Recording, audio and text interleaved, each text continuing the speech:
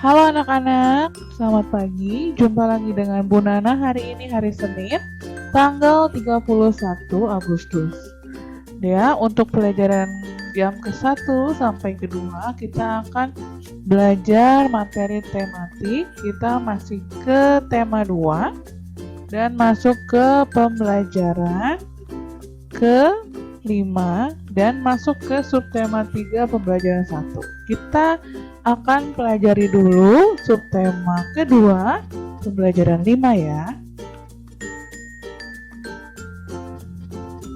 Indonesia adalah negara yang kaya dengan sumber alam. Kita udah tahu semuanya ya. Nah, salah satunya adalah batu bara. Nah, apakah anak-anak tahu apa saja manfaat dari batu bara? Manfaat batu bara yang pertama adalah menghasilkan metanol.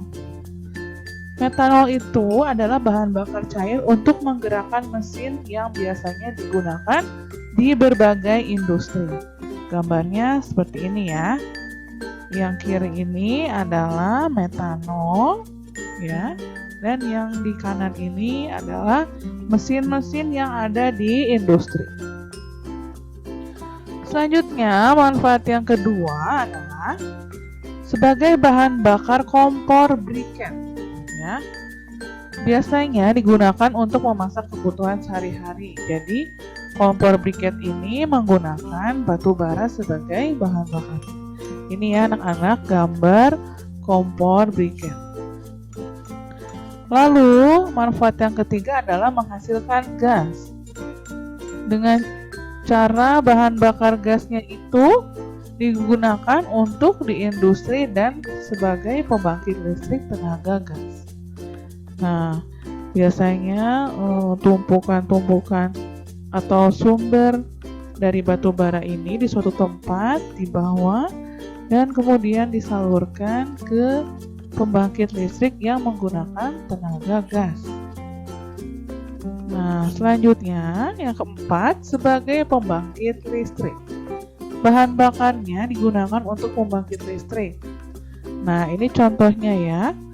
Gambar proses menggunakan batu bara sehingga dialirkan, diproses, lalu akhirnya bisa digunakan oleh kita manusia sebagai sumber energi listrik yang dialirkan atau disalurkan ke rumah-rumah penduduk. Jadi, batu bara itu merupakan bahan bakar fosil yang termasuk dalam kategori batuan sedimen. Proses pembentukan batu bara itu membutuhkan waktu hingga berjuta-juta tahun lamanya. Batu bara terbentuk dari sisa-sisa tumbuhan purba yang mengendap selama berjuta-juta tahun hingga batu bara pun mengalami proses pembentukan, yaitu menjadi batu bara. Nah, jadi kita harus menghemat penggunaan batu bara ya, agar tidak menjadi langka karena proses pembentukannya yang sangat lama. Nah, selanjutnya kita akan masuk ke subtema 3 pembelajaran 1. Nah, sekarang kita buka halaman 98 dan kita baca bersama ya. Sumber energi alternatif merupakan sumber energi yang bukan sumber energi tradisional. Sumber energi tradisional adalah bahan bakar fosil seperti batu bara, minyak, dan gas alam. Sumber energi alternatif yang dikembangkan saat ini memanfaatkan sumber energi yang tersedia di alam dan tidak akan habis, yaitu matahari, angin, air, dan panas bumi. Yang pertama, sumber energi alternatif matahari. Matahari merupakan sumber energi utama di bumi.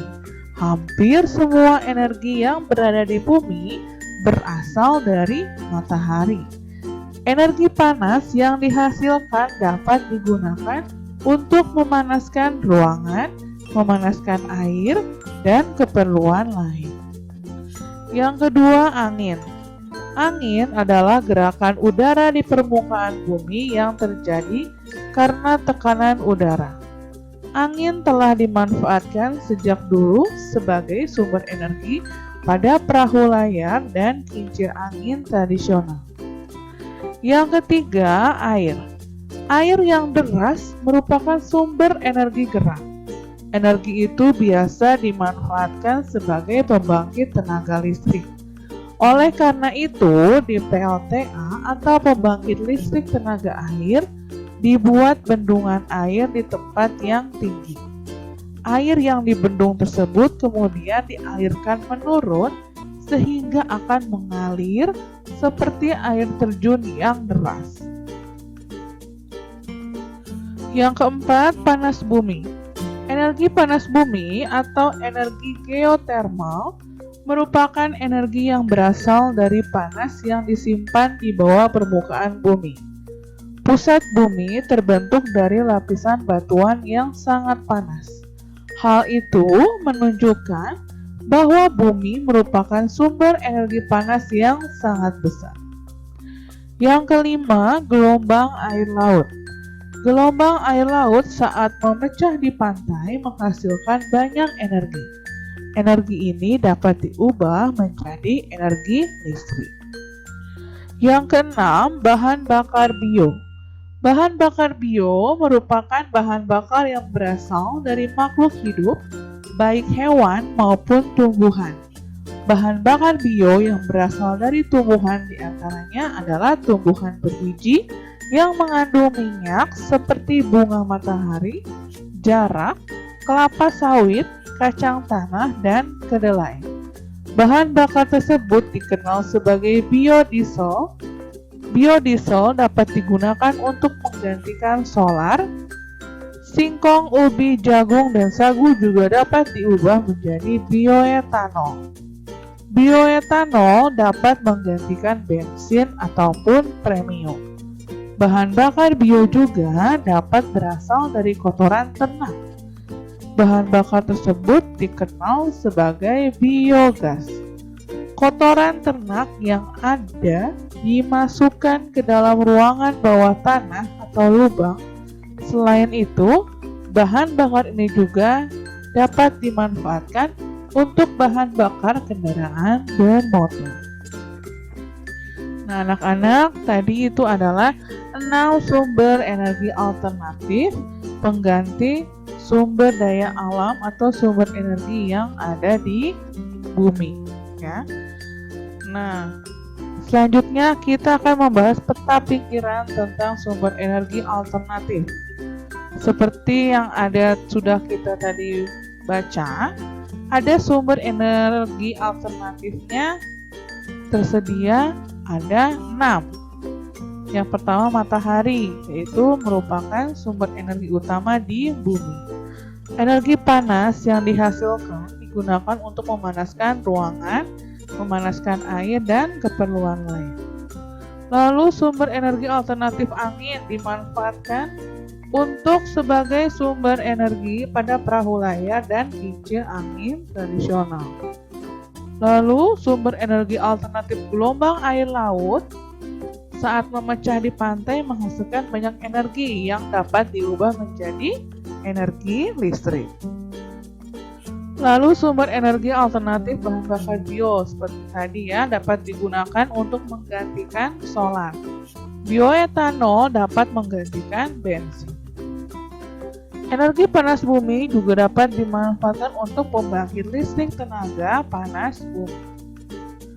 Lalu yang terakhir, energi air biasa dimanfaatkan sebagai PLTA atau pembangkit listrik tenaga air. Nah, itu anak-anak ke-6 sumber energi alternatif beserta manfaatnya. Indonesia memiliki sumber daya alam yang juga dapat digunakan sebagai sumber energi alternatif. Tumbuhan ini dapat menghasilkan bahan bakar untuk kendaraan. Nah, selanjutnya kita akan membahas tentang minyak jarak ya. Minyak jarak ini merupakan salah satu sumber energi alternatif yang berguna untuk kita manusia. Nah, kita baca sama-sama ya. Minyak jarak mulai dikenal sebagai sumber energi alternatif biodiesel. Biodiesel dihasilkan dari minyak yang diperoleh dari biji tanaman jarak yang banyak tumbuh di daerah tropis seperti di Indonesia. Minyak jarak dari biji tanaman pagar ini mempunyai potensi untuk dikembangkan sebagai tanaman penghasil minyak, pengganti bahan bakar minyak bumi, karena memiliki beberapa keunggulan. Salah satu keunggulan minyak jarak adalah tanaman ini mudah dibudidayakan sehingga dapat menjamin ketersediaan bahan mentahnya. Proses pengolahannya pun cukup sederhana, sehingga mudah dilakukan oleh masyarakat umum, tidak memerlukan teknologi yang tinggi sehingga biaya investasinya terbilang murah.